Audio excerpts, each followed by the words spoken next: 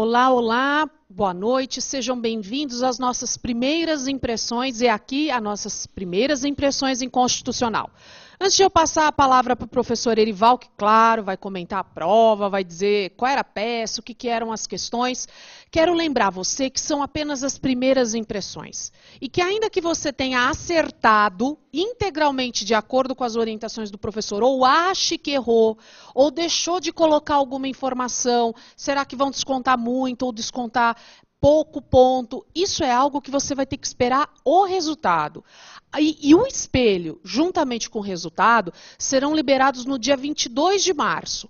Então, de acordo com o edital, no dia 22 sai o espelho e o resultado, e o recurso é do dia 23 ao 26. Então, olha, mesmo que você queira saber detalhes, e o professor Erival sempre fica à disposição junto com a equipe dele, enfim, sempre esclarecendo a sua dúvida, sempre o que a gente vai conseguir fazer agora, né, Erival, é dizer assim, o que era possível, o que a questão deixou em aberto, o que foi mal escrito. Então, é o que dá para fazer. Não vale a pena você ficar procurando qual curso deu a resposta que você deu, só para, agora eu vou ficar tranquilo. Não adianta. Agora a gente vai ter que saber o que era possível, o que deve aparecer no espelho, o que dá para sustentar, e quando chegar a fase do recurso, você sabe, a equipe de Constitucional está sempre do seu lado e vai te orientar se for necessário, porque a gente não tem como saber isso agora. E aí, professor Erival, como é que foi a prova? Foi uma prova bem técnica, né, diferenciada, como é a prova de Constitucional. O examinador, ele traz a possibilidade de admitir-se duas peças. A petição inicial seria uma ação ordinária, a tendência é ser ação ordinária com tutela antecipada, mas não se descarta também o mandado de segurança, né? Então a gente ficou aqui conversando aqui entre nós professores, até o cliente estava comentando com a gente, que é uma questão muito comum de admissão lá na Defensoria Pública, numa petição inicial, né? Percebe-se que a pessoa está numa situação urgente, quer ser internada, né, ou ser removida de um local para outro, e nesse meio tempo não se consegue de imediato. Né? Pega lá, por favor, o microfone do cliente. Então a gente colocou aqui a tendência é uma ação ordinária com tutela antecipada, 282 mais o fundamento da tutela antecipada. Nós temos também o endereçamento, né? Se nós levarmos em consideração que a União está envolvida, nós vamos mandar para a Justiça Federal. Ok? Como legitimado ativo está lá o José, representado por Adamastor, porque ao que parece está incapacitado, né? Passiva, nós vamos colocar a União, Estados e os municípios. Fundamentação, né? Podemos colocar direito à vida, direito à saúde, direito à solidariedade entre os entes federativos, 23, inciso 2º, 198, parágrafo 1º, 26 do Código Civil também. A dignidade da pessoa humana, princípio da eficiência, direito à honra, se você pedir danos morais por conta do tratamento inadequado que ele sofreu, né? Também podemos colocar lá a responsabilidade objetiva do Estado, do 37, parágrafo 6º, 43 do Código Civil. Tutela antecipada no artigo 273, né, prova inequívoca da verossimilhança, a questão do laudo médico dá a entender que o pessoal está numa situação muito ruim, que pode se agravar, e o perigo mora o risco à vida. Né. Pedidos à justiça gratuita, concessão da tutela antecipada, né, para remoção para um hospital que tenha UTI, citação da União, Estado, município, julgue procedente pedido para condenar os réus, obrigação de fazer, né, de remover o indivíduo, a indenização pelos danos morais por conta do tratamento absurdo que ele sofreu, o nosso cliente aqui, condenação em custos honorários, protesto por provas, valor da causa a ser elevado, vamos colocar R$1.000, porque não tinha valor da causa especificado. Então o cliente chega aqui comigo, o cliente, a gente estava discutindo essa questão, o cliente comentando com a gente que é muito comum na Defensoria Pública essa situação, né, cliente? Olá, pessoal, muito boa noite, para qual que eu olho? Para cá, para cá, para cá? Ok. Boa noite, pessoal. Meu nome é Clint, faço parte aqui da equipe do professor Erival. De fato, foi uma questão que envolve um tema muito sensível hoje em dia, que é o direito à saúde. Né? O professor estava comentando aqui agora do gabarito possível para quem fez uma ação pelo rito ordinário. Sendo uma ação pelo rito ordinário, você tinha que ter a cautela aí de fazer todos esses pedidos, observar a necessidade de citação dos réus, o protesto por provas. O problema falava ali, então, que o nosso cliente, né, o José, que o José ele tinha sofrido ali uma humilhação, então se você fez uma ação pelo rito ordinário, tinha que ter a cautela ali de pedir o protesto por provas, porque eventualmente aí seria o caso de uma produção de prova testemunhal, até o caso de uma produção de prova pericial. Como o professor falou aqui também, era importante, se você fez uma ação pelo rito ordinário, observar a necessidade aí de pedir a tutela antecipada. O problema deixava muito clara a necessidade de uma medida de urgência, o indivíduo estava para morrer, e como eu falei, é uma questão muito sensível, para o direito constitucional, que é o direito à saúde, com todos os fundamentos aí que o professor Erival elencou. Direito à saúde, direito à vida, a solidariedade entre os entes federativos, né, União, Estado, município, no caso o Estado X, o município ABC, sim. O Supremo, inclusive, ele já se posicionou pela solidariedade dos entes federativos na questão da saúde, especialmente naquelas questões que envolvem fornecimento de medicamentos. Você sabe, quando se pede medicamento, geralmente se colocam todos os 3 entes no polo passivo. A questão também acaba envolvendo a saúde. Se você quiser dar uma olhadinha aí na sua casa, é o recurso extraordinário 607-381 do Supremo Tribunal Federal, evidente, e o agravo regimental no agravo de instrumento, número 808059. Tá? Esses daí são julgados do Supremo Tribunal Federal que falam da solidariedade entre os entes federativos. Como o professor falou, uma peça extremamente técnica, com vários fundamentos aí que você podia colocar, todos eles relacionados ao direito constitucional, ao direito à saúde, também a questão da honra, né, do nosso cliente, e daí a indenização. Com relação a exercícios, né, cliente, essa peça, para quem assistiu o curso com a gente pediu para os alunos lerem as provas anteriores. Essa prova está dando ensejo também a não se descartar o mandado de segurança. Né? Isso aconteceu na prova 2011.2, onde nós, se você quiser olhar no livro nosso de prática, tem lá, prova 2011.2, a possibilidade de ação ordinária, e para quem fez mandado de segurança, não é ficar desesperado não, cara. Nós vamos ter que esperar o gabarito oficial, mas não se descarta também o mandado de segurança. Tudo leva a crer que seria uma ação ordinária com tutela antecipada, mas não se descarta o mandado de segurança. Lógico, se você fez mandado de segurança, você tinha que colocar como quem, como autoridade coatora? O responsável do hospital municipal que não fez a remoção para proteger o indivíduo e colocar no pedido a remoção imediata para um hospital da União, do Estado, do município mais próximo que possa atender e dar uma qualidade de tratamento para o seu cliente. Os argumentos que nós colocamos na ação ordinária também valem para o mandado de segurança. Agora, aquele negócio, né? A FGV, mais uma vez, ela faz um enunciado numa peça de constitucional, dando margem a uma ação ordinária que seria típica da área civil. Né? Mas a gente fica triste, chateado. Né? Podia pedir uma reclamação, um ADPF, um mandado de injunção, peças que não caíram ainda, e estritamente técnica, não mais fazer esse embrólio de informações. Quem fez a ação ordinária com tutela antecipada deve ser o gabarito oficial. Quem fez mandado de segurança, nós vamos ter que cavocar aí e dar margem ao mandado de segurança. Na prática, a pessoa podia fazer as duas coisas? Até poderia. Precisa ver quem você colocaria como autoridade coatora e o que foi negado. Foi negada a remoção ou o tratamento adequado rapidamente para o seu parente não ser vítima de mais um homicídio, mais uma vítima, de mais uma negativa de atendimento pelo órgão público? Então a gente fica chateado. Mas a FGV já errou uma vez com essa dubiedade de peça. Na prova 2011.2, eu espero que ela tenha a honradez de admitir as duas peças. A ação ordinária com tutela antecipada ser o mais adequado e o mandado de segurança, né? Quem fez o mandado de segurança, dá para a gente buscar aí, se for o caso, esperando o gabarito oficial, acredito que vai sair as duas peças. A ação ordinária com tutela antecipada e também mandado de segurança com liminar. Não se descarta mandado de segurança não. E é lógico, a gente sempre fala para vocês, aqui é na alegria e no recurso. Nós tivemos como, nos laboratórios, uma ação ordinária feita pelo professor Pedro, que foi o laboratório número 9, né, Gustavo? O laboratório número 9, né? Foi? 9 ou 10? 9, né? Teve uma ação ordinária. Na última aula eu falei, olha, se tiver que ouvir alguém, se tiver que produzir algum laudo, talvez tenha aqui um laudo suplementar para dizer se a pessoa está internada ou não, caberia, né, o prazo de 120 dias, que não colocaram nem prazo nessa questão aí, que poderia ser uma ação ordinária e não um mandado de segurança. Entendeu? Agora não adianta ficar no desespero, moçada. Tem que aguardar o resultado. Nós estamos, já sempre falei isso, inclusive na última aula, aqui na alegria e no recurso, a gente não vira as costas para ninguém, tá?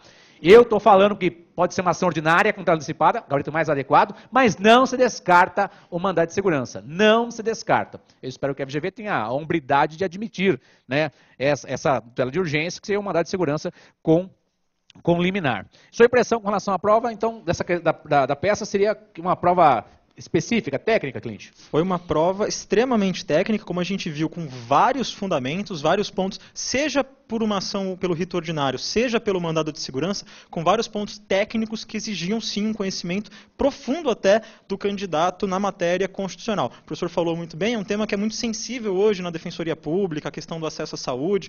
O problema deixava muito claro, inclusive, que o indivíduo era hipossuficiente, ele tinha carência de recursos, então você também deveria pedir, no caso aí, a justiça gratuita, etc. É um tema muito sensível, como disse, uma prova extremamente técnica, Mas tenho certeza aí que os nossos alunos, eles cumpriram aí todos os requisitos e se saíram muito bem. Mesmo porque, um pouquinho mais tarde, moçada, a gente vai colocar, inclusive no Facebook, no Twitter da moçada, os esboços de respostas, os gabaritos possíveis, as fundamentações. E eu sempre digo, aqui é na alegria e no recurso. Ninguém vai abandonar você não, filho. Beleza? Tanto é que a própria FGV, tem alguém assistindo esse vídeo e percebeu que a prova podia ser melhor elaborada. Mas faz parte da vida, né? Acho que convencional e empresarial são as áreas que o pessoal mais tem criado caso. Nas outras áreas tem feito peças simples, talvez pela, sei lá, uma questão, sei lá, política. Mas aqui a gente não tem medo de recurso, não. Se precisar, nós vamos ajudar você no recurso, tá, moçada? Com relação agora à questão, primeira questão, deixa eu ver aqui. Obrigado, Clint. A primeira questão, cadê a questão aqui? A primeira questão é a questão que envolve lá o habeas data, né? Sobre o tema habeas data, a gente comentou, inclusive, com relação a laboratório, foi o Clint que fez o laboratório de habeas data, não foi isso? Teve um vídeo de habeas data. Nas provas anteriores, quem fez, o que a gente pediu de ler as provas anteriores, nós chegamos a colocar lá uma prova que teve habeas data há pouco tempo atrás. Então, com relação à primeira pergunta qual o juiz ou tribunal competente para o julgamento do habeas data impetrado por José? Nesse caso, a impetração do mandado do habeas data por José seria no STF, né? Porque está envolvido o ministro do Tribunal de Contas da União, né? Daí a outra pergunta o dispositivo de lei que exige para a impetração do habeas data, dispositivo de lei, qual é a lei que dá fundamento ao habeas data? Lembra o artigo 5º, inciso 73 e a lei 9.507? De 97, e lá tem no artigo 8º, lá na necessidade de esgotar a via administrativa, nós comentamos, inclusive, no último resumo, na sábado, né? Na sexta-feira eu comentei, fiz um resumo de todos os remédios constitucionais e coloquei no seu caderno essa questão do habeas data, o esgotamento da via administrativa, você até identificou na lei lá o tema, né? E a pergunta mais óbvia, a apresentação do José. José quer saber dados de outra pessoa, né? José quer saber dados do Roberto. Pera aí, filho. Não é caso de habeas data. Às vezes eu não sei qual que passa na cabeça do examinador. Ele faz uma pergunta falando de um habeas data para subir, sendo que o caso nem de habeas data que é o José perguntando de informações do Roberto. E é uma ação personalíssima para o próprio Supremo Tribunal, para a própria doutrina e jurisprudência, que não é habeas data para ser dado de terceiro. Quando muito, né, a jurisprudência admite o CAD, com o excelente irmão, né? O Gustavão, vem comigo, você que deu uma pesquisada nessa questão aqui, o que você achou dessa primeira questão aí, Gustavo? Prova bem feita, mal feita ou podia ser melhor?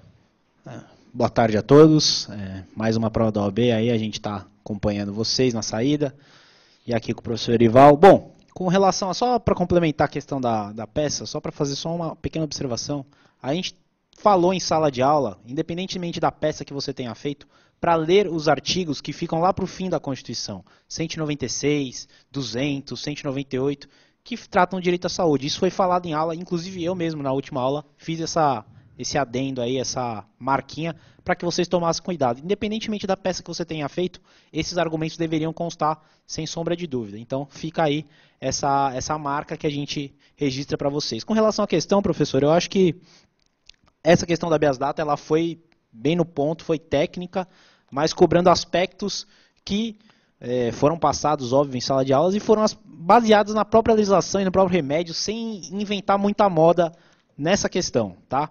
Com relação o item A, né, da pergunta, falava de competência, que estava ali no artigo 102 da Constituição, artigo 102, inciso 1, a linha D, quer dizer, dispositivo puramente legal, era só você procurar na Constituição, ter calma, ir lá no índice remissivo, que você com certeza encontraria a resposta.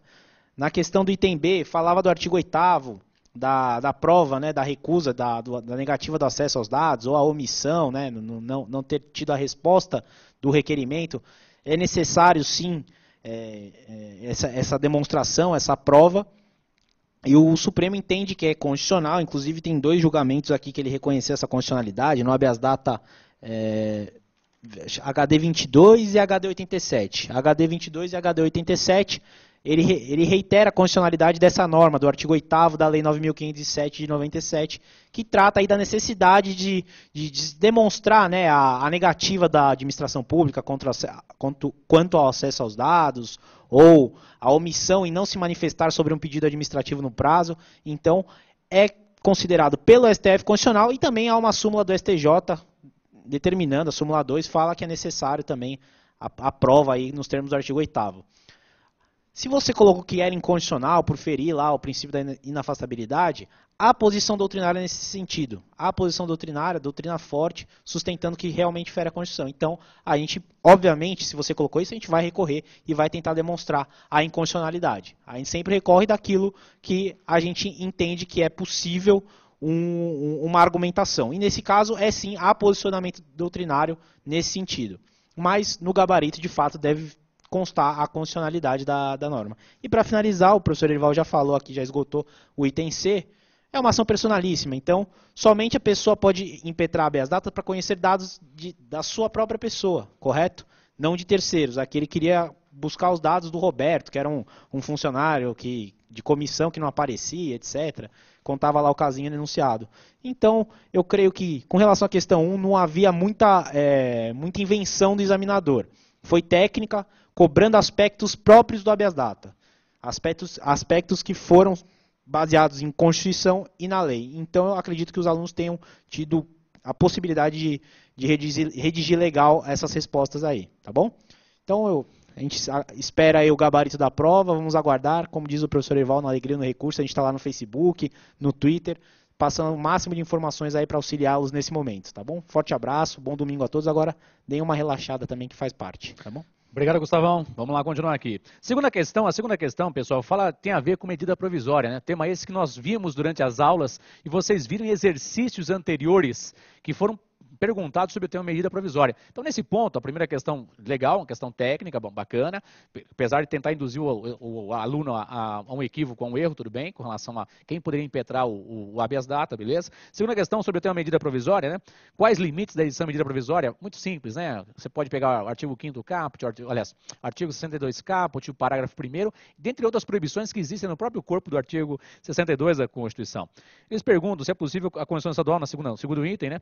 Engraçado, o edital fala que proíbe, né, prova escalonada com vários itens, né, inconstitucional direto, vários itens. Eu não sei se o cara não leu o edital ou ele faz de propósito, né, mas vários itens numa pergunta, né. O segundo item B, se é possível a Constituição Estadual prever edição de medida provisória pelo governador do Estado, né, dissemos isso em aula, né, que não tem proibição para que haja MP na esfera estadual. Nesse caso, a norma estadual poderia estabelecer limites diferentes daquele da Constituição? Não, a questão da simetria, né, aqueles requisitos mínimos na Constituição Federal tem que ser repetidos na Constituição Estadual e não se impede também de haver MP na esfera municipal, como nós dissemos em aula, né, filho?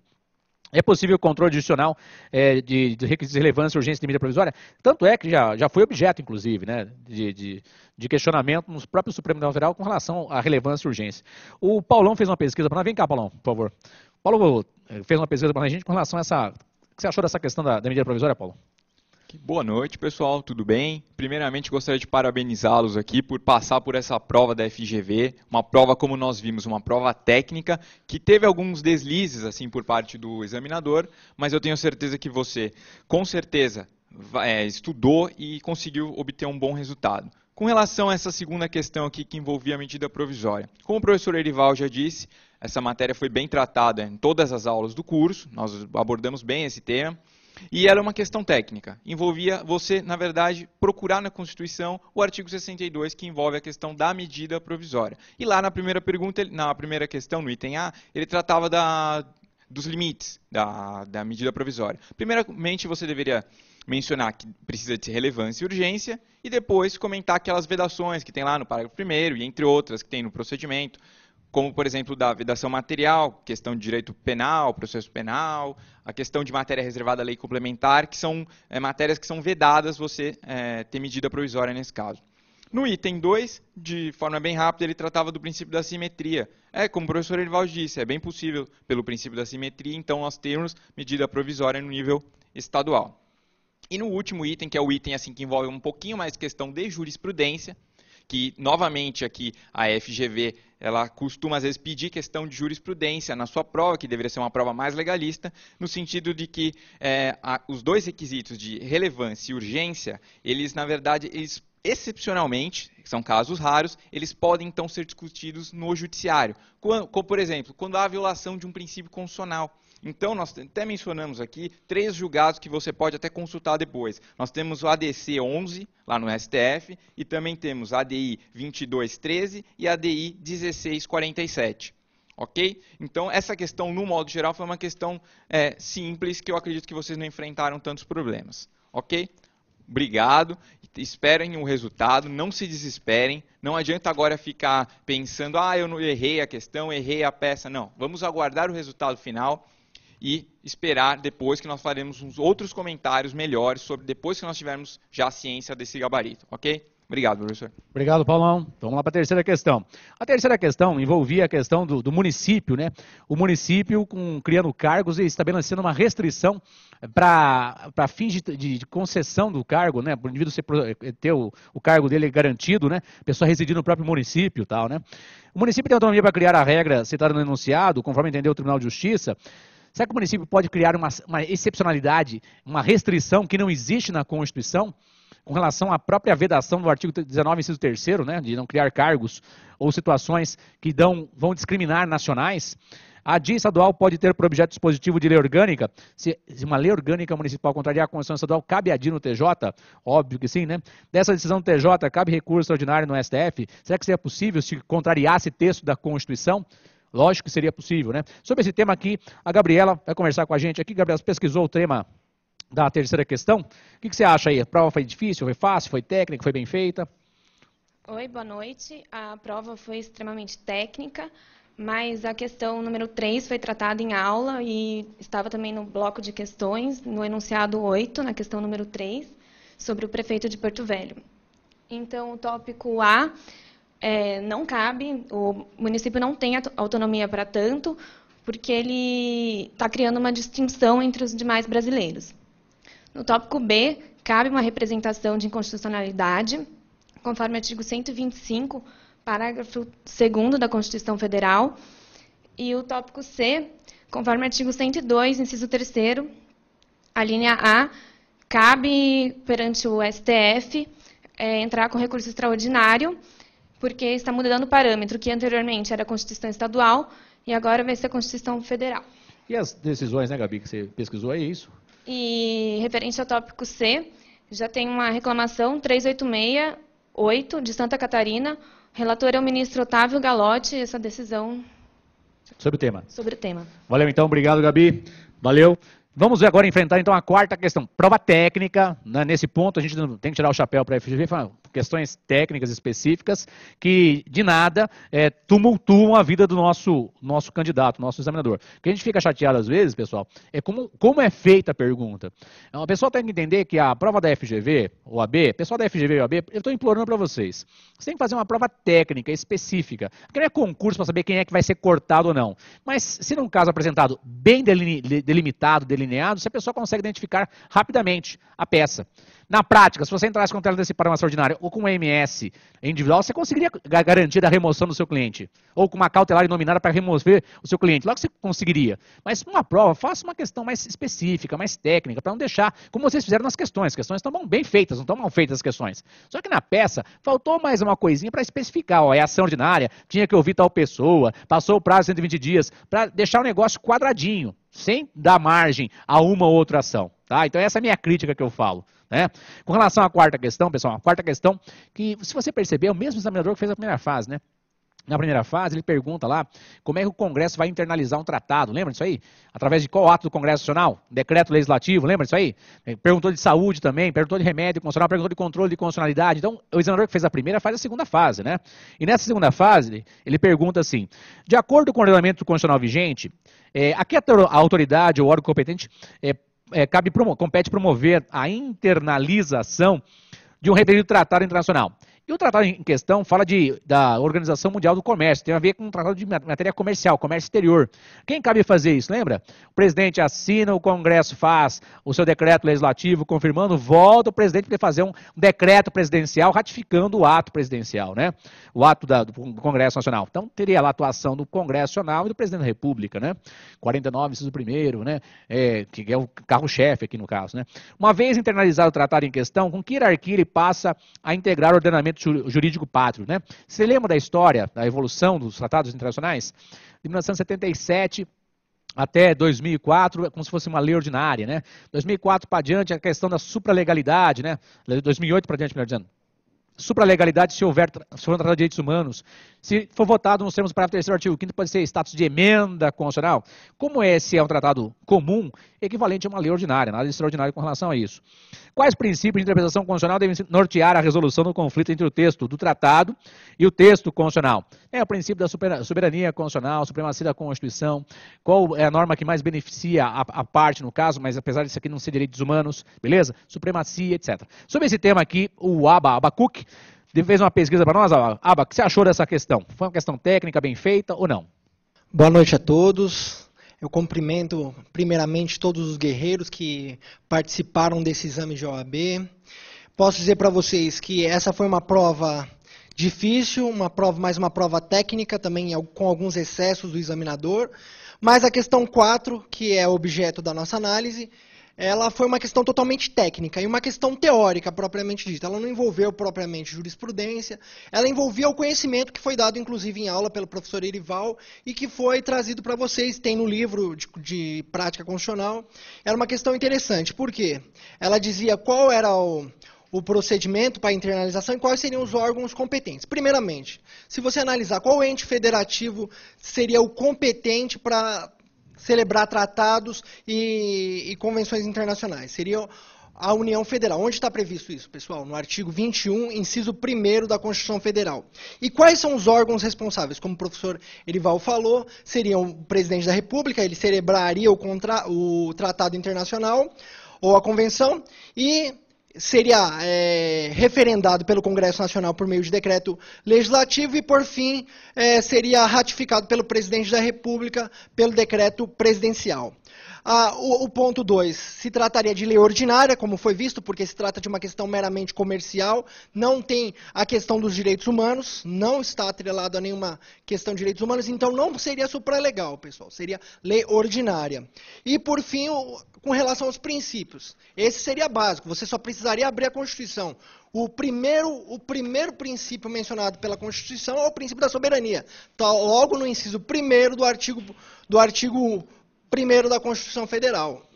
Então, ali você encontraria. E, no artigo 4º, inciso 1º também, um princípio decorrente da soberania seria a independência nacional, que é um correlato do princípio da soberania. E o princípio da supremacia da Constituição, ou seja, a Constituição como elemento do ordenamento jurídico máximo que garante a soberania, então a supremacia da Constituição frente aos tratados internacionais. Então essa foi uma questão técnica que vocês teriam respondido e creio que vocês responderam com facilidade. Então essa foi uma questão tranquila e acredito que a maioria dos alunos acertaram. Então acho que essa é a questão fundamental. Vocês estavam preparados para responder essa questão. Obrigado, Alba. Então, meus amigos, a gente fica aqui à disposição de vocês com relação às comunicações no Facebook da equipe de Constitucional, né? facebook.com/equipe de Constitucional. Tem o Twitter da equipe que nos segue, né? Nós vamos até colocar de volta lá, novamente, lá no Facebook da equipe de Constitucional. Não nos furtamos de ajudar você nos recursos. Se precisar de recursos, nós estamos aqui. Se passar direto, beleza. Eu acredito que a FGV vai admitir a ação ordinária contra antecipada e também uma liminar mandado de segurança. Professor, eu fiz uma cautelar inominada. Seria possível? Até seria possível, ok? Não se descarta isso, ok?